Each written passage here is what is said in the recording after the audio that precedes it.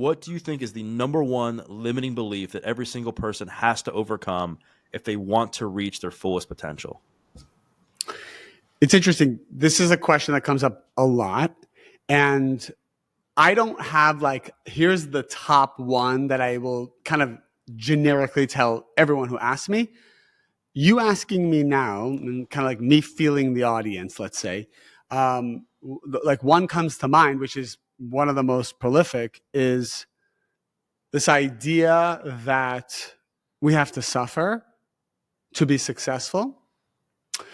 And this idea that things need to take time. I think people have a very interesting relationship with time. They've cultivated this concept of how long something needs to take based on past life experience, based on how they were raised, based on culture, based on their own failures, based on how they've dealt with failures in their own life. And so Kabbalah, which is the basis of my spiritual wisdom that I've done for about 25 years, is kind of explaining time is an illusion. And what for some people could take 50 years to create, technically could be created in a moment by any one of us. And the difference is the consciousness of the person versus the outside factors that most people would think are what limiting them. And so when it comes to success, and for people that aren't where they want to be and they feel like they feel like they're so far away, like what are some of the things that they can do to kind of to trick their brain to be able to attract, some of the things that they want in life based on what you just said? Well, one of the challenges of tricking the brain, which is there's helpful uses for it, is that you could be building a foundation, building a building on a rickety foundation. Because what I'm always helping people understand is, let's go to the source of really what the issue is. Everything in your life that you're experiencing today, both the pain and the pleasure, is a product of your conscious and unconscious desires, whether you realize it or not. And even the suffering part of it, even maybe the abusive part of it, even the toxic part of it, the ups and downs that a lot of people might say, well, I don't want that in my life. The truth is, there's a part of us that is creating space for it because it does translate into some form of pleasure or some form of comfort or some form of familiarity.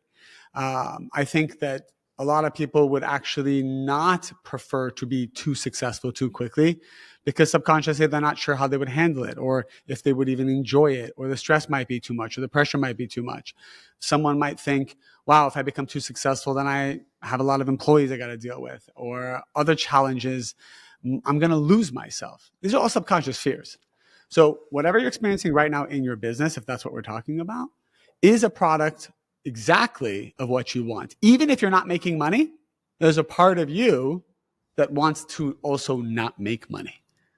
I, for example, know someone who gets so much energy from people feeling bad for them that they subconsciously keep creating chaos in their lives, not knowing that that's what they want, but because they really enjoy the narrative of, look what just happened to me. And then people validate that, give him pity. And so then he subconsciously keeps attracting chaotic situations and then says, I don't understand why I can't get a break. So if somebody's listening to this or watching this and now they're kind of like, oh no, I'm kind of scared. Like, how do I know if my subconscious is limiting me from what I actually want in my life? How can people first begin to understand what's going on in their subconscious mind and be able to like rewire that to actually have it be in alignment with where they want to go moving forward? That's a great question. I would say that obviously when I'm teaching the wisdom of Kabbalah, I have a deeper framework, and there's an outline of your soul, where it comes from, why you feel the things you feel, what are some of the limited beliefs you probably brought from past life, what are the soul's correction. When you understand that in its totality, it's actually much easier to be able to dissect what we're feeling inside and why we're feeling them. But I would say, if you started with two categories, there's a category in your life that's probably going well and maybe has for a long time. Like, you're a natural manifester. You're a natural channel. It could be in career. It could be, I know somebody who's just great at relationships. Like, they always attract great people, always attract great men. Another person always attract great women. Like, relationships aren't really an issue for them. But when it comes to business, there's always an issue. I know people who are phenomenal in business. They're channels of wealth. No matter what they do, they become wealthy. But they cannot figure out the relationship with their children. I know people who are phenomenal parents to their children, like dad of the year, mom of the year, but you know, they have health challenges and they don't know how to take care of themselves. So look at an area in your life where you're very successful, naturally, and ask yourself, what do you believe about success in that area? In my last seminar in LA, I asked women who were asked, there was probably like a 70-30 ratio of women and men, about 250 people were in the room. And I asked each of the ladies, because I started with them, I said, finish this sentence. I believe men are, and they had to finish the sentence. And the things that people brought up, very fascinating. First thing that comes to your mind, I believe men are. So whoever's listening, you could, for example, do this workshop. The answers were, I believe men are cheaters. I believe men are providers. I believe men are undecided. I believe men are weak. And what's interesting is whatever they said is their belief system now. And so therefore they can only attract men who are like that because that's the vibration. If you believe men are amazing, you attract amazing men. If you believe men are weak or non-committal or they're all the same, whatever comes out of people's mouths, then now this is the destiny that you're choosing. Because at the end of the day, we attract whatever we believe. And I did the same exercise with men, and it was just very fascinating. So I would always ask people, look at your successful areas, look at your unsuccessful areas, and then answer this question. I believe what about this specific category? Is there anything people need to do from like an action perspective? Because you'll hear a lot from people that are like, oh, I believe that there's somebody out there waiting for me. Or you're like, I believe so much in my passion, my purpose, my mission for what I want in my life, yet the results aren't coming. I mean, do you believe people also need to take like steps towards that direction to get what they want as well?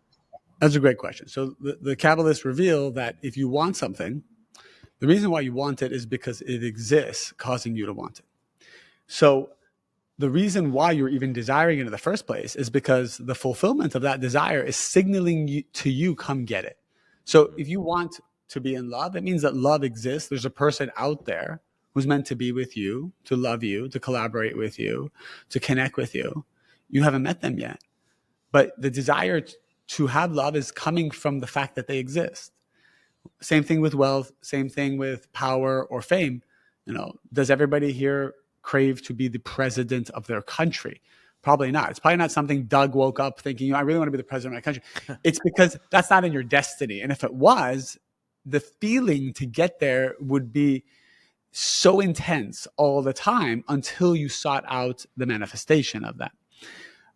So that's the first thing. However, desire, which is the most powerful quality we have, is like a pie chart. If I divided this pie chart into all the types of desires that we have, you would start to see that your desire for love or success could be 60% of the pie. But there's a hidden 40%, which is a competing desire or a competing belief system. So, for example, the other 40% could be, I desire to be free. I desire to never be criticized. I desire to be able to make my own choices. And now there's 60% of you that wants a relationship and 40% of you that will sabotage it because it doesn't want a relationship. So usually things that aren't manifesting are a product of two things. A limited belief about receiving, meaning I don't deserve it, or it's not meant for me, or it's going to be too hard, or a competing belief system about receiving, such as I do want it, but I also want this other thing.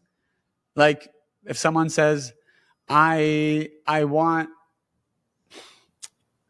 everybody wants like the perfect man or woman, but if they're not ready, they'll attract someone who checks all the boxes, but is also unavailable for whatever reason. And then they'll be confused. Like, why did I get someone so great who's also unavailable?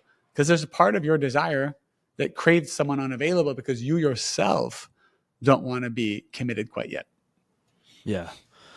That all makes sense, and do believe, even in I do believe in my own experience and just watching other people in life that your thoughts have so much power over you, and your thoughts lead to your words lead to your actions, and your actions ultimately build like who you are. What are some other things that you see that block people from like getting what they want in life, other than thoughts and being out of alignment? I would say another big thing is, you don't get points for finishing at the 6 yard line. Manifestation requires tremendous momentum and certainty in anything that we do. Hmm. And when I have an idea that I feel strongly about, I will push for the first 24 hours to manifest as much of it as possible, and to increase the intensity by literally throwing the kitchen sink at the idea, in every way I can. What that creates is both physical and spiritual momentum. The physical momentum is, in this physical world, an object in motion is going to stay in motion. And if I keep taking breaks around it, or if I keep doubting myself, if I keep going from one thing to another, the physical momentum stops. Now there's spiritual momentum, which is pretty much the crux of what Kabbalah speaks about. Because I like to always go from two sides, right? I built this company. It's a pretty well-known vitamin brand around the world. I get a lot of my manifestation, success, let's say, wisdom from the creation of this here in the physical world. But my deeper background is with spirituality, to understand there's actually spiritual rules that are governing the physical world. So I'm always kind of vacillating between the two, because I think it's very helpful for people to understand both in a very practical way. So there's spiritual momentum, which is the inner work that you're doing. So if a person has procrastination issues, if a person has like their soul came to this world with a type of laziness, a type of sadness, a type of, I would say there's one that I'm actually thinking of specifically for this example. Let's say they're just always kind of in like self doubt. Part of you having a 24-hour period where you push through all of that and transforming that within you, as opposed to having your self doubt dictate what you should do, creates spiritual momentum. I literally have to tell the parts of me that are limited, I hear you, sounds great, but we're not going to do what you're saying today. And then I go against that for a consistent period of time. That creates spiritual momentum. And when you have both spiritual and physical momentum combined, manifestation occurs. And here's what's interesting. Well, what if what I'm working on is not what I'm meant to do? That's okay too. Manifesting what you're not meant to do is what reveals the energy to show you what you are meant to do. So don't overthink it. Push forward, create energy with the right intention, and the energy will guide you.